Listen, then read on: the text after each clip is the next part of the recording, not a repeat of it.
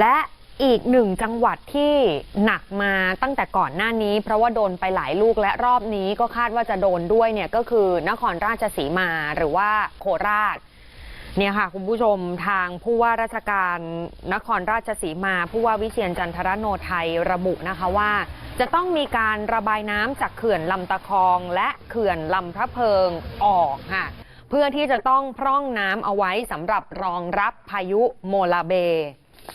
ดังนั้นพื้นที่ที่อยู่ท้ายเขื่อนได้รับผลกระทบนะคะเขื่อนลำตะคองเนี่ยจะระบายออกมาไม่เกินวันละ1 ล้านลูกบาศก์เมตร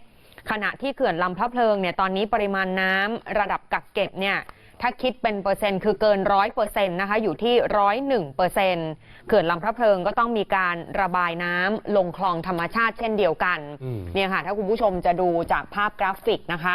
โคราชเนี่ยมี3เขื่อนลำตะคองลำพระเพิงแล้วก็ลำมูลบนลำตะคองตอนนี้เกินปริมาณกักเก็บไปเนี่ยคือเปอร์เซ็นต์ถ้าคิดเป็นเปอร์เซ็นต์111%ค่ะเกิน100%ไปแล้วลำพระเพิงหย่อนลงมาหน่อยนะคะ99%แล้วก็ลำมูลบน93%ค่ะนอกจากนี้อีกจังหวัดหนึ่งอ่างเก็บน้ำที่อยู่ที่จังหวัดชัยภูมินะคะอีกจังหวัดหนึ่งของภาคอีสานเนี่ยจุฬาภรณ์ค่ะเขื่อนจุฬาภรณ์ปริมาณน้ำกักเก็บ94%นะคะขณะที่อีก2เขื่อนหลักขุนด่านปราการชนที่นครนายกปริมาณน้ำกักเก็บ100%ส่วนที่จังหวัดระยองนี่มีอ่างเก็บน้ำหนองปลาไหลอยู่นะคะปริมาณน้ำกักเก็บ108%ค่ะ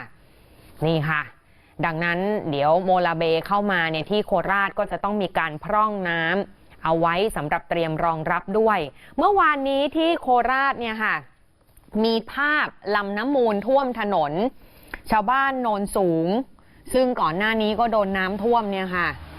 ยังท่วมอยู่ต่อเนื่องของเก่ายังระบายไม่หมดของใหม่ก็จะมาเริ่มป่วยกันแล้วนะคะคุณผู้ชมน้ำกัดเท้าค่ะแล้วก็นี่เป็นภาพถนนทางหลวงชนบทหมายเลข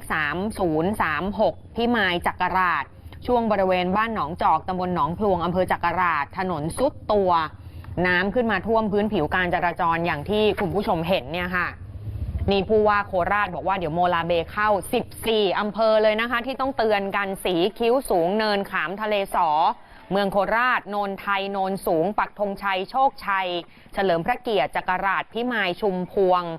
ลำธเมนชัยแล้วก็อำเภอเมืองยางก็จะเป็นกลุ่มอำเภอที่ได้รับผลกระทบมาตั้งแต่ลูกก่อนหน้านี้เป็นกำลังใจให้ชาวโคราชนะคะ